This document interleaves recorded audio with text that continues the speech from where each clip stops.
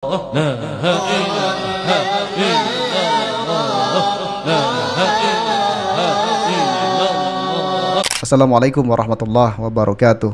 Di video saya sebelumnya yang membahas guru sekumpul, saya mendapatkan banyak komentar protes dari para pengikut guru sekumpul, yakni mereka adalah pengikut fanatiknya yang tidak setuju dengan narasi yang saya buat.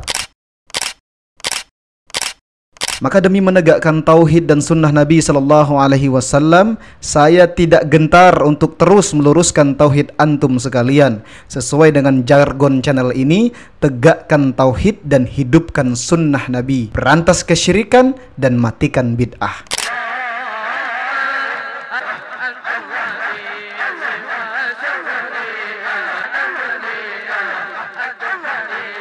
Zikir yang kalian lihat barusan itu adalah zikir sufi, dan zikir ini terus diwariskan turun-temurun dari guru kepada murid atau pengikutnya. Jadi zikir seperti ini termasuk bagian dari ideologi tarekat sufi, di mana mereka berkomitmen dengan zikir-zikir dan wirid-wirid yang telah diciptakan dan ditetapkan oleh para pemimpin mereka dengan berbagai macam keutamaannya.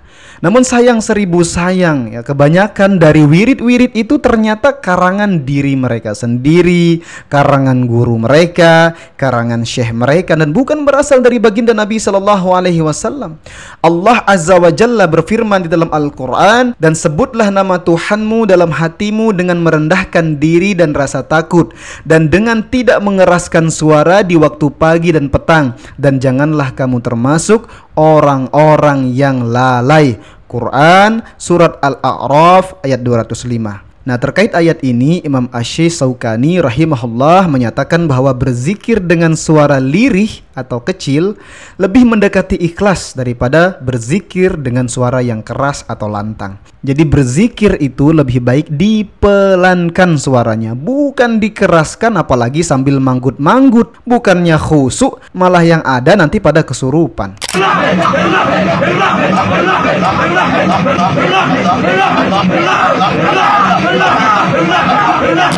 Jadi teman sunnah, mari pelajari cara zikir yang sesuai dengan cara yang dicontohkan dan diajarkan oleh baginda Nabi Shallallahu Alaihi Wasallam.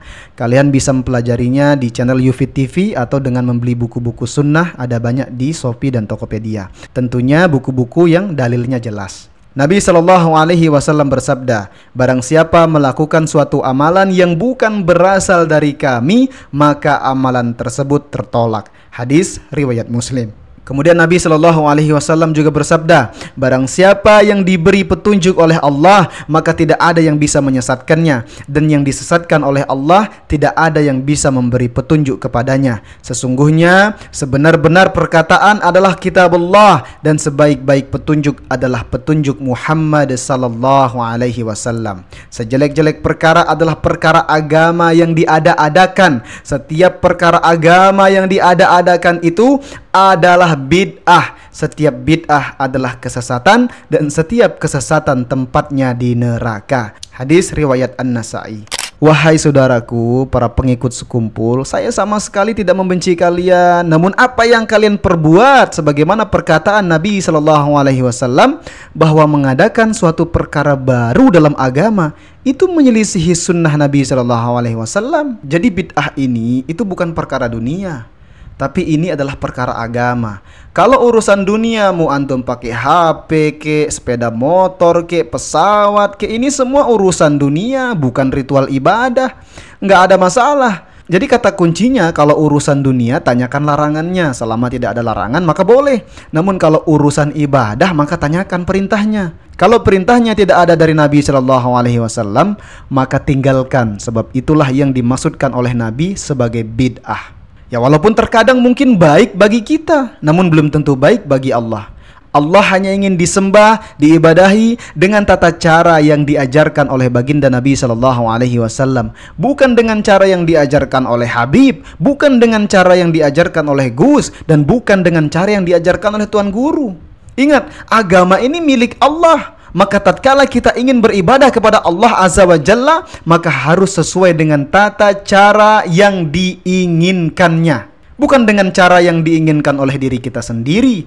Dan baginda Nabi Shallallahu Alaihi Wasallam adalah orang yang diutus oleh Allah untuk mengajarkan tata cara beribadah yang benar, yang sesuai dengan apa yang diinginkan oleh Allah Azza wa Jalla. Jadi kalau ada tata cara beribadah kepada Allah tidak sesuai dengan yang diajarkan oleh baginda Nabi Shallallahu Alaihi Wasallam, meski yang menyampaikan itu Habib, meski yang menyampaikan itu Kiai, meski yang menyampaikan itu Syekh, meski yang menyampaikan itu Gus ataupun Tuan Guru, maka tidak bisa kita gunakan. Dan sebelum Nabi Shallallahu Alaihi Wasallam wafat, maka segala cara ibadah ritual itu sudah diajarkan dengan sempurna. Maka tatkala kita menambah-nambah atau menguranginya, sama saja artinya kita merendahkan baginda Nabi Shallallahu Alaihi Wasallam. Seolah-olah apa yang diajarkan oleh beliau itu masih belum sempurna. Andaikan acara haul, ritual haul ini baik, maka barang tentu Nabi dan para sahabatlah yang pertama kali melakukannya. Tapi kok ada manusia yang hidup setelah Nabi sok-sokan membuat acara ibadah baru yang tidak pernah diajarkan oleh baginda Nabi Shallallahu Alaihi Wasallam? Maka ini sama saja artinya kita tidak menghargai apa yang diajarkan oleh baginda Nabi Shallallahu Alaihi Wasallam.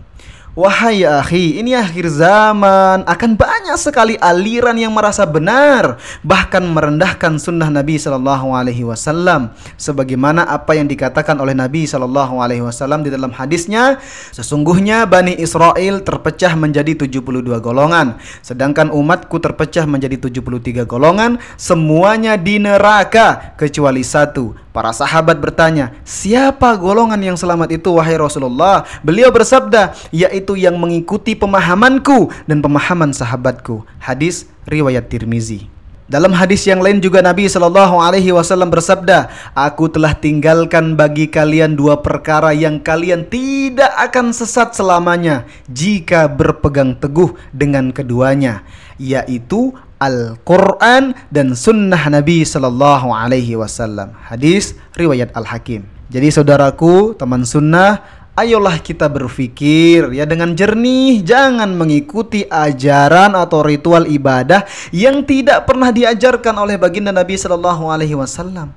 Seleksi semua itu dengan apa yang ada di dalam Al-Quran dan hadis Nabi yang sahih. Kami tidak mengatakan hanya diri kami yang selamat, tidak. Namun kami di sini hanya mengajak antum sekalian, mari kita rapatkan barisan untuk tetap teguh dengan ajaran baginda Nabi Shallallahu Alaihi Wasallam yang murni, bukan ajaran yang diada-adakan oleh orang-orang yang tidak bertanggung jawab. Meskipun mereka adalah Habib, meskipun mereka adalah Kiai, Ustadz, Gus, Tuan Guru, tetap saja kalau ajaran yang dibawakan oleh mereka bukan dari Nabi Shallallahu Alaihi Wasallam, apalagi hanya dikarang oleh kakek mereka, maka tetap tidak bisa kita ikuti. Yang bisa kita ikuti hanyalah apa yang diajarkan oleh baginda Nabi Shallallahu Alaihi Wasallam. Demikian yang dapat saya sampaikan. Wallahu a'lam. Semoga bermanfaat. Wassalamualaikum warahmatullahi wabarakatuh.